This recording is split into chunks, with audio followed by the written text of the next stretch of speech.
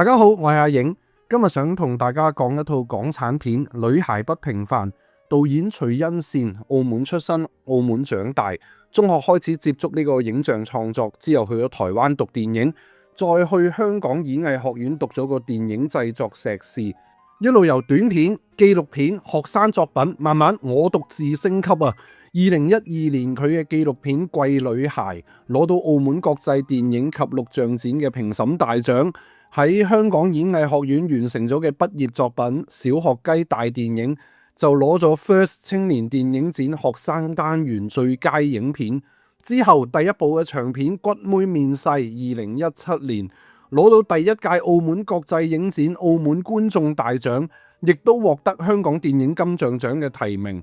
澳門成長啦，台灣受訓，香港實戰，長期關注一啲邊緣嘅身份、女性嘅處境、城市嘅脈搏，加上成長入邊嘅壓抑同埋掙扎。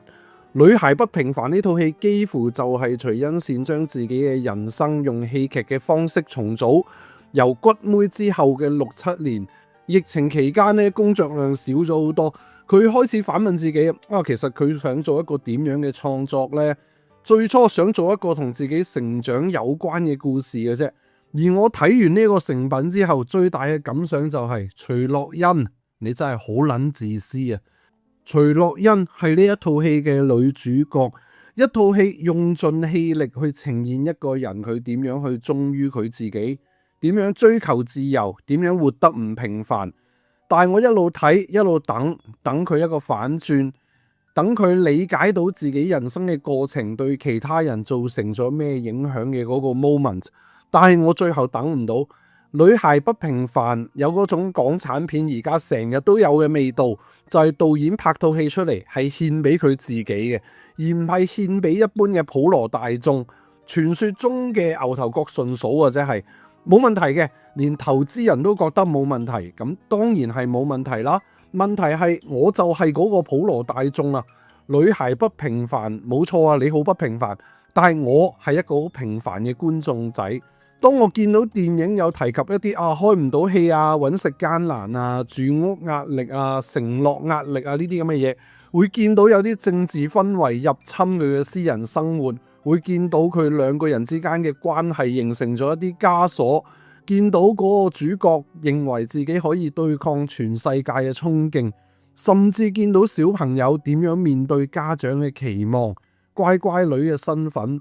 更有力量嘅就係性取向對呢個女仔帶嚟自我拉扯嘅感覺。我好介意啊，電影提咗好多問題出嚟，但係最後冇乜嘢問題係有真正深入去探討，或者咁講係由電影之力或者編劇之力去俾一個答案呢啲問題。佢有觸碰，有呈現，有情緒。我覺得有好多場面嘅設計其實真係做得好。有好多小時刻去堆出嚟嘅質感咧，真係高手嘅級數 ，AKA 好過淺淺歲月1億倍。但係或者係我嘅問題，如果係咁，我會想要更加深入、更加強烈嘅探討同埋批判，即係話我希望佢嘅公共性會強一啲。但係翻轉頭講啦，演員方面，雙影后級人馬嘅合作，廖子妤同余香凝骨妹組合真係冇得頂嘅。鄧圖身體入邊自然就灌注咗嗰種反叛嘅力量，幾十蚊一張飛，淨係睇導演嘅場面設計同埋演員嘅表演都值回票價。廖子妤同余香凝嗰段關係，一個係女導演，一個係女演員，兩個人係一個情侶嘅關係。Fish 明顯係碾壓任何停喺佢面前嘅其他演員，佢演出嚟嘅徐樂欣同佢其他電影出現嘅我嘅角色，明顯完全唔係同一個人嚟嘅。而即使佢嘅碾壓感咁重，余香凝係完全接得住啊！所以話骨妹嘅雙影后級合作真係非常之值得大家俾幾十蚊入場睇下。唯一可惜嘅就只係得1/3套戲係咁樣，而鄧圖嘅演出呢，就更加係力量強橫。佢同佢同居女友嘅存在感都非常之誇張，佢帶出嚟嘅唔止係壓迫啊，仲有一種非常之黐身嘅吸力。觀眾咧會 feel 到非常之矛盾，明知道嗰段關係有毒，但係好似唔係好毒啫，唔係好想佢哋分開。然後又好似分開好啲咁樣嘅感覺，瀰漫成個戲院。但係我對呢套戲嘅感覺呢，就未到即係咁讚好得咁緊要，可能因為另一個原因，或者我老啦，或者我當日睇呢套戲嘅時候狀態唔係好好啦。呢套戲入邊呢，有大量嘅手搖鏡頭啊，除咗傳遞到主角嘅情緒之外，仲深深咁攪動咗我內耳嘅平衡。我睇到1/3左右咧，就開始有非常之劇烈嘅頭暈，真係好暈好暈。手持鏡頭係一種影像嘅語法啦，佢可以令到觀眾更加貼近電影入邊發生嘅事件，可以令到觀眾覺得自己置身現場。問題係好科學咁講，當眼睛一路收到一啲喐緊嘅運動信號，但係其實個身體係坐定定嘅，內耳嘅平衡系統入邊收到嘅信號係呢個人冇喐過，咁眼睛收到嘅信號同內耳傳遞去大腦嘅信號就開始打交啦。咁我呢啲廢人呢，就會暈同埋嘔。明明以前打 Quick Free 啊或者 Unreal 啊，連打10幾個鐘都冇問題啊，屌你老味，而家睇一套港產片都會暈。即使係咁啊，我覺得睇呢套戲呢都唔係浪費時間嘅，幾十蚊嘅戲飛並冇浪費到。如果大家可以同意主角嘅人生哲學，又或者大家喺佢身上面揾到一個代入嘅位置，大家可以非常之享受呢一套電影。因為呢套戲嘅強項唔係佢嘅大橋，而係好多好細碎嘅 moment， 由100個咁樣好靚好細碎嘅 moment 堆出嚟嘅質感啦，結合成呢套咁好睇嘅電影。而且女同性戀對於我嚟講，同男同性戀同異性戀其實係冇分別嘅。重要嘅係兩個人之間嘅感情，我亦都覺得呢套戲有好好咁樣傳達出呢一點，係唔容易嘅。我好欣賞佢拍人同人之間關係嘅方式，佢唔需要不斷咁樣去解釋，亦都唔需要不斷咁樣要兩個人講好多嘢，兩個人嘅關係由行動嚟到成立。再講落去就會劇透，如果大家未睇呢一套《女孩不平凡》，又唔想睇嘅時候已經知道晒事情會點樣發展，我建議大家停一停，去戲院睇咗佢先，再翻嚟聽落去。因為由下一段開始，我會直接講佢成個故事嘅結構啦，3個故事係點樣銜接噶啦，仲有點解我會覺得徐樂欣你真係好撚自私啊！明白嘅話，我介紹完 channel 之後就開始劇透內容。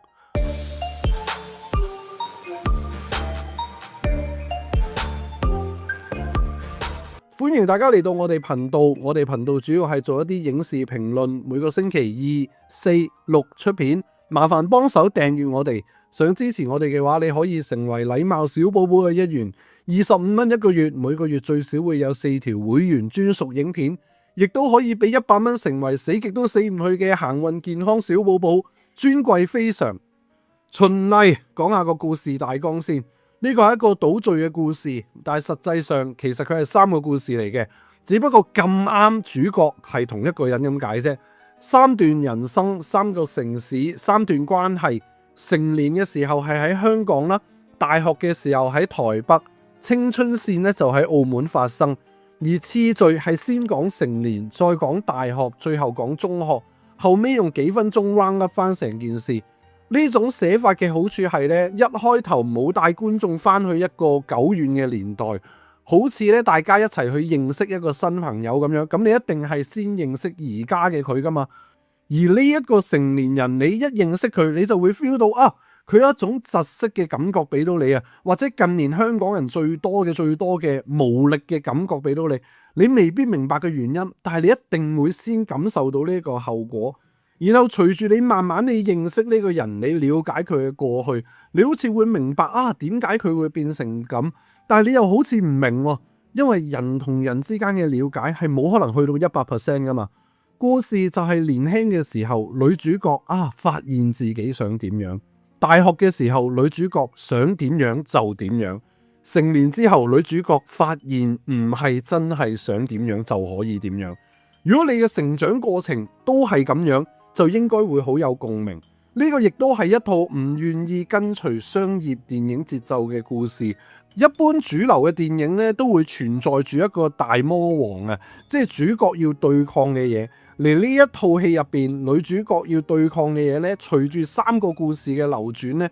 會有唔同嘅魔王出現。成年線嗰個大魔王就係即使我唔介意，但係總有人會介意噶嘛。嗰種世界嘅眼光啦，同埋制度俾佢嘅壓力。而大學線嗰個大魔王就係嗰種我可以對抗全世界啊！嗰種因為年少氣盛出現嘅幻覺，同埋佢同佢女朋友之間嗰個關係內部嘅不理解。青春線嗰個大魔王就係嗰種我唔要再做乖乖女啦，嗰種身份枷鎖，我要去面對自己啦，嗰種感覺。問題亦都係喺呢一度出現，三個問題我都見唔到電影有俾出解答。睇完套戲好似一個評分員收到一份答案，上邊只係用一啲好華麗嘅方法再寫一次題目俾我睇，嗰個感覺好空虛啊！或者人生真係咁樣嘅，好多嘢都冇解答，好多嘢都仲係 open ending。但係作為一個電影觀眾，我希望電影可以俾到現實俾唔到嘅嘢我，或者我至少希望會見到角色會有啲反省。我唔係想見到女主角突然之間衝出嚟開個道歉大會。唔係想女主角突然之間講一抽偉大金句，我好卑微嘅啫，我只係希望佢可以回望一下自己，承認一次佢一路以嚟用自己去合理化過一啲乜嘢，又或者對其他人造成咗啲咩影響。亦因為咁樣，我覺得呢個主角由頭到尾都非常之貼近當中台灣女友講過一句嘅對白：徐樂欣，你真係好自私。